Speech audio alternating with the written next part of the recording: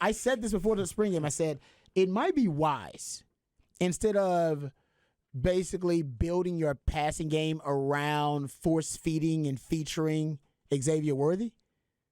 Instead, just flip that to JT Sanders. The start of the game, it basically was that. They ran the passing game through JT Sanders early on. Yep. Now, it didn't work out. They had 2 targets to him, I think, on the first, 3 plays, and 1 to X-Man, and they couldn't get. He had one of those, ended up being a drop early on. Early on, a lot of the passing game was run through or around featuring JT Sanders. And the reason listen, X-Man will still get his targets. He's going to get just as many targets. He just you won't start the passing game around him. And because it's just tougher to scheme him open. You'll have team's best corner trying to shadow him as much as they can. Yep. All right. He'll be on a decent corner unless you'll put him in the slot. And when you put him in the slot, a lot of times teams, if they're smart, they're going to try to double team him or rotate coverage toward him. It's much easier to scheme open a tight end than it is a wide receiver, in my opinion. A really good skilled tight end. Now, everybody doesn't have one of those, but it's easier. That's why Travis Kelce's always open. People are always wondering, why is Travis Kelce always open? Because it's really hard to consistently take Travis Kelce away because you can move him around almost anywhere in the formation. Fullback, H-back, tight end, inline tight end, flex tight end, in the slot, out wide. There's no place you can't put him. And then you can motion him around. You can do the same thing with JT Sanders. So I actually liked that early on. That was one of the things that I saw. And I said, I believe prior to the spring game that the identity of the offense was going to be built around their passing game. Last year it was put some Bijan on it with a side of Rojo because you had 2 elite talents in the backfield. Now all your most lethal talent is in the passing game. X-Man, Jay Witt, JT Sanders, A.D. Mitchell, they're all there. The running game is, I don't know if he likes or Dix likes it, it's secondary to the passing game this season. Right. And Sark has said year to year, he rebuilds his offense year to year based on the talent he has. I love that, by the way. That's a very Greg Davis-like approach. Right, Greg Davis never had a system. I know you guys don't want to hear this. He never had a system that he was married to.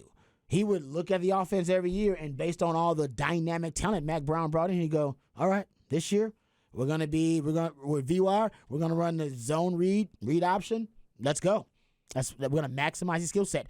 With Cole McCoy, we're going to be a West Coast spread hybrid. He probably screwed up the Chris Sims one because they were pro style, and they probably should have been spread. They probably should have been spread before everybody else with Sims, but I digress. And they messed up with Garrett Gilbert because they tried to make Garrett Gilbert go to a pro style when they should have been going more of the spread. Right. Every time they screwed up, they try to go pro, and they should go spread. I don't know. Anyway, but I digress. They always mix that one up. They always mix it up for some reason. Yep. But I digress.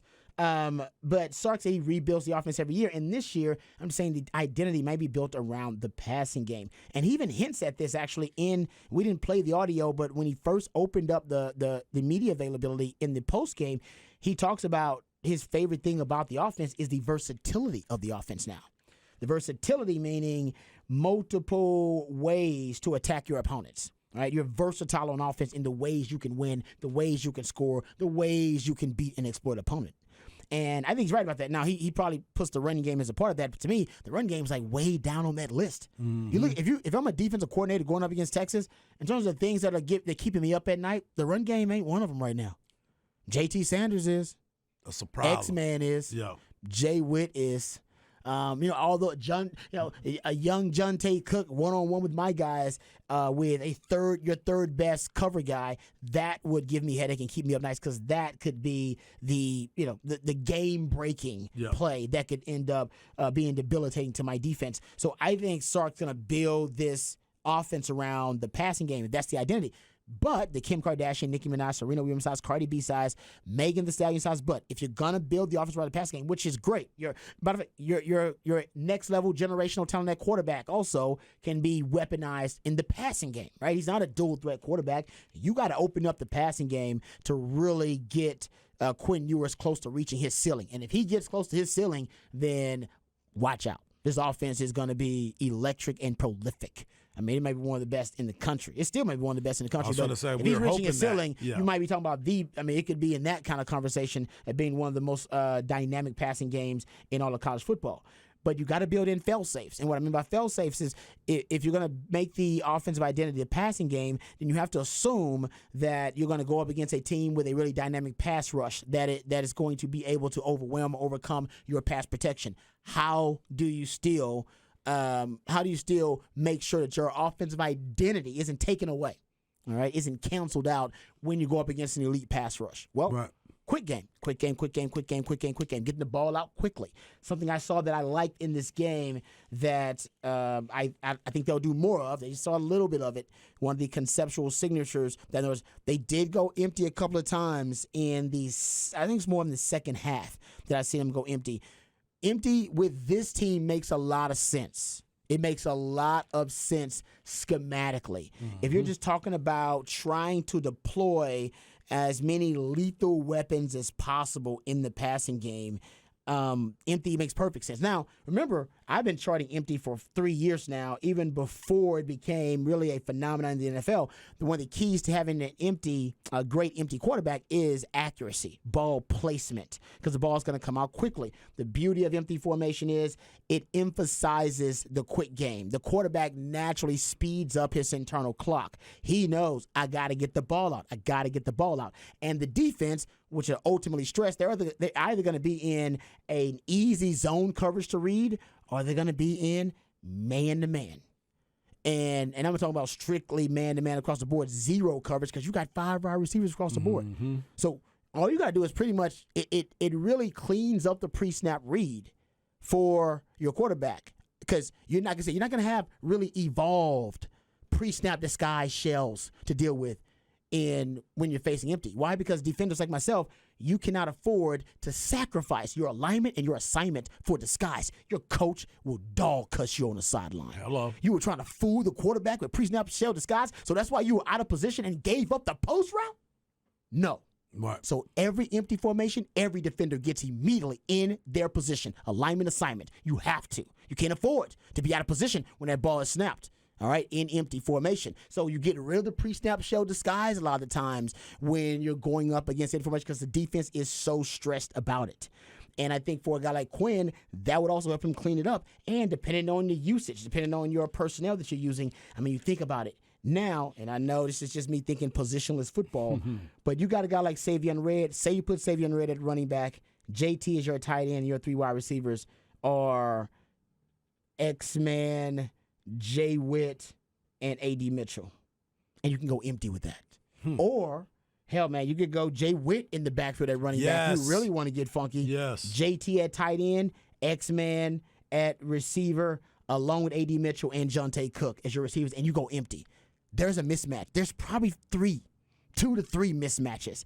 And all you need is a well-prepared Quinn Ewers who understands where the weakness is, what defender is isolated, and what the route combination is, because you know your guys can win those one-on-ones. And what empty does, it forces isolation football, basically. So let me ask you this. If you're looking at Jay Witt and him possibly going into the running back room, this is just us talking right now and then trying to figure it all out. Do you think the running game would be more effective with him as a running back? No, it's not about the running game. No, but I'm asking. It won't be. Okay. No, he's not that kind of. He's losing weight. He literally has lost 10 pounds to get lighter. So it's not. It's really just about supplementing, supplementing the running game with, I guess, an extension of the running game, right? Which is basically the quick game. Yep. Right? You want to extend. That's what you've been talking about that for. It's just a quick game. Yeah. All right. It's just your quick outs, your quick slants, your hitches. That's an extension of the running game. Your flare routes, your running backs, all that kind of stuff. And that's all empty is. It's all empty emphasizes. And that's why I think Quinn would be really good at it. He wasn't great at it last year. He was okay. I think he would be excellent at it because now you have better weapons across the board. Yep. And like I said, if teams are going to play you straight up, then that's even better. But if they decide to double JT or double X-Man, then you know you have one-on-ones everywhere else. So I think you're going to see more empty this year. He didn't do a ton of it in the spring game, but I think you're going to see more of it just because it makes sense. And for those who are about to say, hey, Robbie, what are you talking about? Empty formation. What if they can't pass protect? All the stats that I've done with Texas football over the last 3 years in empty formation show that the sack rates actually drop in empty formation. Because the quarterbacks are getting the ball out. They're not going to hold the ball. Quick. Or if it was Casey Thompson or Hudson Card or Sam Ehlinger, they could scramble. Yeah. So they added another +1 element in the running game because they still had the run game out of empty. When Bam Bam Sam was in empty formation, it was deadly because teams still had to keep a spy in on Sam. Mm-hmm. And then they couldn't double team all the wide receivers because you got to choose what to do with your +1 on defense. And he would scramble and make tons of plays out of empty formation, run the football. And Texas in 2020 averaged 9.6 yards per play out of empty. In 2021, averaged 8.8 yards per play out of empty. Both sack rates went down both years out of empty formation. Your explosive play rate is probably closer to 20% in empty those 2 years. Now, I said last year dropped off a little bit because you had an erratic quarterback who was regressing. I think this year those numbers could go up because I think you have a mature quarterback, a more veteran quarterback, more comfortable quarterback, and you got better weapons across the board.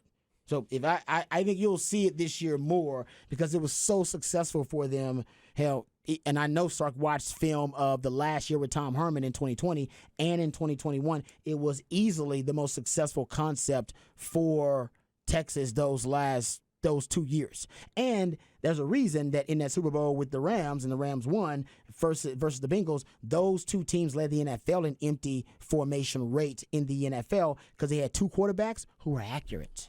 Right. You had Matt Stafford, who was really, really accurate, and Joe Burrow, really accurate. That's what he did a lot of that, matter of fact, at LSU. And if Quinn is accurate, that's the thing. He's got to be accurate. The footwork. He's got to work for you to do that, but it will get the ball out quick, and I think it would kind of speed up his internal clock. All right, one other thing, too, I think you're going to see a lot more RPOs. Sark wants to be an RPO-based offense. He talks about this all the time. He wants to be an RPO-based passing game.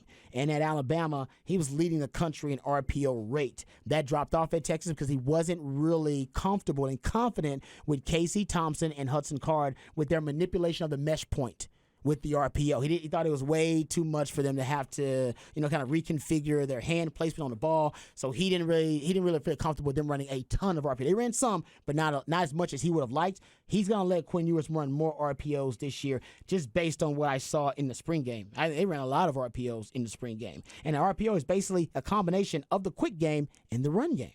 Right. Essentially, it's both, right? It's a truth that tells a lie. It's both. So you want to emphasize the quick game, getting the ball out, but also still have the running game and make sure you have the numbers advantage. The RPO is a great way to do it. So I think Sark this year is going to re-emphasize the RPO and now become an RPO-based passing game. And a lot of your deep shots will come off the play-action passing game. And I think 50% of his deep shots all come off a play-action pass last season. That's going to continue. But I did see a lot more drop back, too, in this past game, in the spring game.